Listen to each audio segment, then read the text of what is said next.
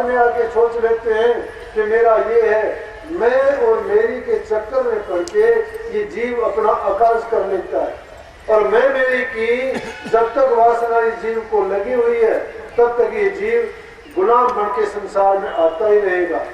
क्योंकि जहां आशा तहां बासा, जिस चीज में जिसकी आस रहेगी वो उसी में आएगा। इसलिए प्रेमियों, आप चाहना रखे कि राम नाम की सारे धोने धो देगी, इससे दूसरी चाहना है वो दुनी जल से होगी। चाहना रखो तो एक ही चाह रखो, काम संसार के करते चलो, हमारा फर्ज है करने पड़ेंगे, लेकिन कैसे करो? वो काम इस तरह से करो कि उस काम को अपना ना मान, इस तरह से करो यह काम को जैसे किया और भूल गए। करो, अच्छा करो, ठीक ढंग से करो, नहीं तो उसके भी हम दोषी बन जाएंगे अगर गलत करते हैं तो। क्योंकि जो अन्याय होगा, गलत होगा, पाप होगा, दुष्कर्म होगा, उसके फल के भोगी तो हम ही होंगे। लेकिन किसी भी प्रकार से अपनी बुद्धि से, अपनी सोच से कोई ऐसा कर्म ना करो जिससे किसी को जिससे किसी को कष्ट हो। अगर किसी के दिल को दर्द होगा, तकलीफ होगी, तो तुम्हारे लिए बद्दुआएं निकलेगी। और बद्दुआ कभी खाली नहीं जाती है। पहले जमाने की बात सुनते थे, कोई श्राप देता था, कोई किसी को कह देता था कि तेरा अनिष्ट हो जाए, तेरा बुरा हो जाए। कोई बात नहीं, एक प्रकार के नहीं, ये संसार त्रिगुणात्मक है और 3 गुणों में बरतता है सारा का सारा, रजोगुण, तमोगुण और सतोगुण। जो सतोगुणी व्यक्ति होते हैं वो कभी बुरी भावना नहीं करते। जो रजोगुणी होते हैं उनमें बराबर की बात होती है, ना ही वो इतना ज्यादा उसकी किसी को बुरे बात बोलते हैं और ना ही वो पूरे रूप से अच्छे होते हैं। लेकिन तमोगुणी जो हालत होती है, ये गुण सबसे बुरा है। इसमें हम दूसरे का अनिष्ट और बुराई की बात करते हैं।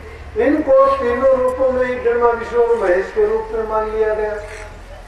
क्यों मान लिया गया कि ब्रह्मा का काम रचना करना है, सतोगुणी शक्ति है, और विष्णु जी का काम सृष्टि की रचना करना है। रचना करने में हर प्रकार के चीज की, सामान की जरूरत पड़ती है, तो ये रजोगुणी है।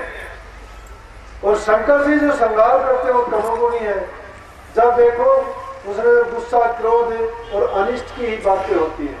लेकिन हमें अपनी ये जीव भी एक प्रकार का नहीं, इंसान में 5 तत्व और 3 गुण मौजूद है। लेकिन जब जिस प्रकार के विचार होते हैं उसमें उस वक्त में वही गुण ज्यादा प्रभावशाली होता है। जब गुस्से में होते हैं तो तमोगुण होता है हमें। जब हम अच्छी बात करते हैं तो सतोगुणी बात होती है। और जब संसारी बातों की दूसरी, जिसमें किसी भी प्रकार का ना हित हो ना अहित हो, तो वो रजोगुणी बात है। इसीलिए ऐसा काम करो कि जिससे ना तो किसी को कष्ट हो और ना ही तुम किसी के लिए दुख का कारण बनो। ना किसी को गलत बोलो तो तुम्हारे लिए भी अच्छा होगा और उसके लिए भी अच्छा होगा। कहा भी है, अगर तुम बुरा देखना चाहते हो तो अपने आप की बुराइयों को देखो ताकि बुराइयां निकल जाएंगी। तुम्हें अगर कोई बुरा कहता है, बुरे मानने की जरूरत नहीं है। उसका भी तुम शुक्रिया अदा करो कि जो गलती, जो बुराई तुम खुद अपनी नहीं देख सकते और किसी ने देख के तुम्हें बता दिया, तुम्हारे लिए अच्छा कर दिया। दर्पण जैसे तुम्हारे लिए अच्छा काम करता है। दर्पण को देखते हो, कोई तुम्हारे चेहरे पर कोई बात होती है, कोई गंदी चीज या कुछ लगा होता है, उसको दर्पण दिखा देता है। लेकिन वो अगर तुम क्रोध करो कि दर्पण ने मुझे क्यों दिखाया, तो शीशा तोड़ देना चाहिए। अगर दूसरा आदमी तुम्हारी गलती बताता हो तो क्यों झगड़ा करते हो? उसको भी तुम दर्पण की तरह मानो, उसका भी तुम एहसान मानो कि तुम्हारी गलती को दिखा दिया उसने। उसको तुम गुरु समझो। गुरु ही हमारी गलती को सुधार सकता है, बता सकता है। बल्कि जो जिस वक्त में जिसकी गलती और बुरी बात उसके सामने कह देता है। राजा का मंत्री अगर किसी डर के कारण राजा के सामने उसकी गलती नहीं बताता, शिष्य गुरु के सामने अगर किसी दबाव में आके अपने गुरु की गलती नहीं बताता, और वैद्य के साथ में रहने वाला उसका कंपाउंडर डॉक्टर को अगर उसकी गलती नहीं बताता है, तो उससे बढ़ के भी पापी नहीं होते हैं। सच्ची बात के लिए करना नहीं चाहिए, उनको कही देना चाहिए। अगर तुम अपने आप की बुराई ढूंढनी शुरू कर दोगे तो आत्म साक्षात्कार कर, आत्म साक्षात्कार कर लेगा। जो अपने आप को जान जाएगा उसे खुदा को जान लिया। जो अपने आप को नहीं जानता है वो गुरु को नहीं जान सकता, खुदा को नहीं जान सकता। तो अपने आप को जानो, पहचानो, और अपने आप के अंदर जब झांक के देखोगे तो तुम्हारे गुण दोष बुराइयां भी तुम्हारे सामने आ जाएंगी, और निष्पक्ष होके फिर बुराइयों को निकालते चलो, अच्छाइयों को अपनाते चलो। एक दिन अच्छे बन जाओगे, शुद्ध बन जाओगे, सच्चे बन जाओगे, और तुम अपने निज घर चले जाओगे। जो कर्म है, कर्म की जड़ को यहीं काट जाओगे, और अपना ये जीवन भी संवार के जाओगे, और आगे जाओगे तो खुदा के दरबार में तुम्हें अपने निज स्थान मिलेगा। फिर बार बार संसार में कर्म होने के लिए नहीं आओ। सतगुरु की आप पर असीम कृपा है, सबको आशीर्वाद। करनी मैंने बड़ी बताई है, करनी के मार्ग पर चलो, नाम को ना भूलो। चाहे एक पल के लिए बैठा करो, आदत डालो, धीरे धीरे करके जब तुम अभ्यास करना शुरू कर दोगे तो तुम्हें नाम की उतनी जरूरत हो जाएगी जैसे जीने के लिए भोजन की, पानी की, सोने की, आराम की जरूरत पड़ती है। बीमार को दवाई की जरूरत पड़ती है। बीमार हो आप सभी लोग, आत्मिक रूप से बीमार हो, अगर नहीं मानते हो तो भूल है आप लोगों की। संसार के सुख को चाह के दापिन मत बनो कि हम सुखी हैं। सुखी संसार में कोई नहीं है। धनवंता सभी दुखी, निर्धन दुख का रूप, सात सुखी से जो भेद पाया भेद नहीं। जिसको ये भेद मिला, परमात्मा के नाम को जिसने जाना वही सुखी है। बाकी तन धन सुखिया संसार में कोई नहीं है। सब दुखिया दुखिया, नानक दुखिया सब संसारा, सुखिया केवल जो नाम अधारा। हमने तो गुरु से ये शिक्षा पाई है। आपको भी मैं यही संदेश देना चाहता हूँ। घरों में प्यार प्रेम रखो, शांति रखो, माँ बाप बूढ़े बुजुर्ग की सेवा करो। आज जो पाप होते हैं उन पापों से, जुल्मों से बचो। सास बहू को बेटी के रूप में मानो, ये नहीं कि दूसरे की बेटी समझो। उसको मत ताने वाने दो कि तू घर से क्या लेके आई है।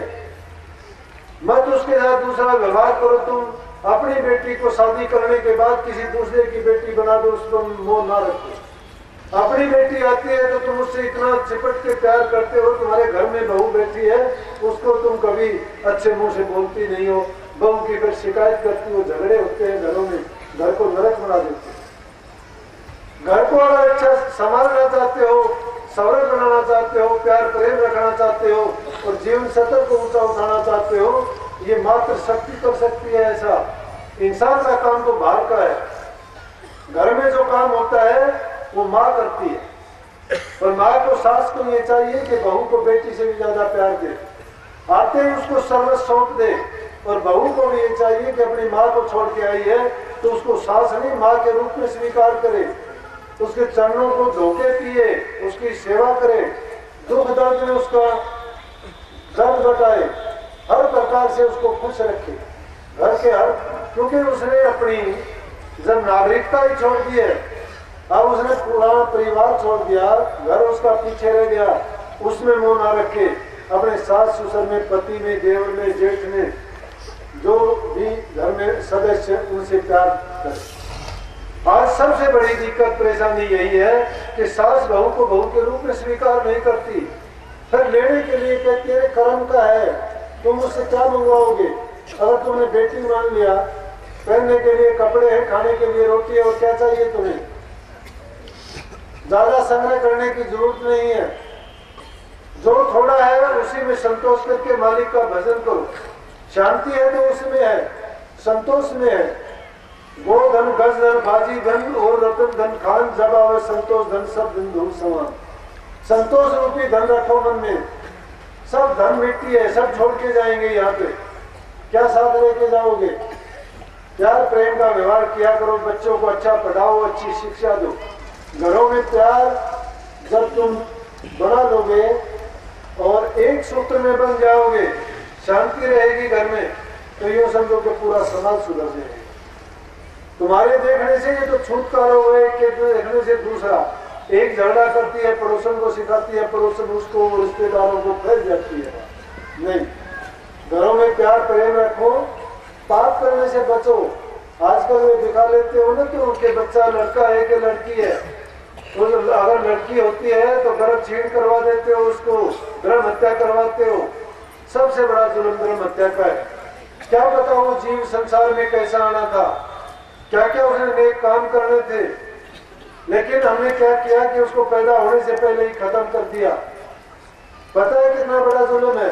और बार बार लोगों में कहते फिरते हैं कि नहीं वो तो लड़का था, खराब हो गया, और अपने आप ही खराबी आ गई। आप झूठ भी बोलते हैं, झूठ बोले, आप पाप किया, ऐसे जीव को रोक दिया, इतना बड़ा जुल्म करने वाला कैसे सुखी है। यही तो कर्म का खेल है। जो अच्छे कर्म करते हैं वो अच्छे कर्म भोगने के लिए संसार में आते हैं, जो बुरे कर्म करते हैं वो कोढ़ी कंगले पापी दुष्ट और तरह तरह के रोगी बन के आते हैं, जिनको अपना कर्ज चुकाना पड़ता है।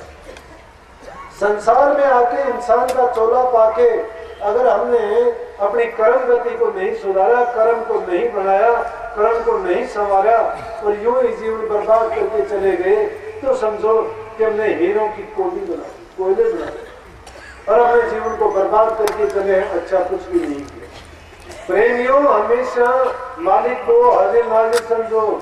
जो कुछ करते हैं हमेशा सोचो कि मालिक देखता है। यही सोचो कि मैं जो करता हूँ गलत है तो भी देखता है, सही है तो भी देखता है। हमें प्रमाण की जरूरत नहीं। अच्छा करते वक्त ये बुला के लाओ किसी को, अरे हम तो डोंडी पीटना चाहते हैं। छोटा सा कोई काम करेंगे, छोटा सा पुण्य करेंगे, प्रचार कर देंगे दुनिया भर का। करते क्या है? मान बढ़ाई के लिए, इज्जत के लिए, इस लोक में शोहरत पाने के लिए, 4 आदमियों की ताली बजाने के लिए। इससे नहीं होगा।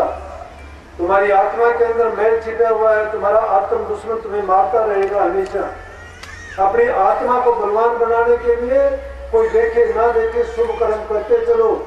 अगर तुम्हारा बुरा भी होगा, कोई करना भी चाहेगा, आत्मिक रूप से तुम बड़े ताकतवर और संतुष्ट रहोगे कि मैंने नेक काम किया, बुरा नहीं किया। जो इंसान ऐसा करता है आत्मिक रूप से जिंदा रहता है, वो दुखी होता हुआ भी सुखी है। संसार के पदार्थ उसके कोई मायने नहीं रखते। इसलिए प्रेमियों, अच्छा करो, अच्छे रहो। कर्म गति से कोई नहीं बच पाया। बड़े बड़े ऋषि मुनि पीर पैगंबर ओलिया सब कर्म के भोग में और इस काल की ग्रास बन के आए। फिर हम क्यों नहीं चेतते? हमें चाहिए कि अपने कर्म को सुधारें, और कर्म सुधरेगा सत उपदेश से, प्रभु के नाम के सिमरन से। नित्य प्रति का टेम बना के सिमरन किया करो, भजन किया करो। जो सिमरन भजन नहीं करता है वो पृथ्वी पर भार है वजन। सबको आशीर्वाद, मालिक आपको सुख दे, शांति दे, समृद्धि दे, बुद्धि दे, आपको करने की सामर्थ्य दे, आपको भक्ति भाव के लिए प्रेरित करे। आपकी भावना मन जागृत हो और भक्ति के मार्ग पर आप लगो। राधा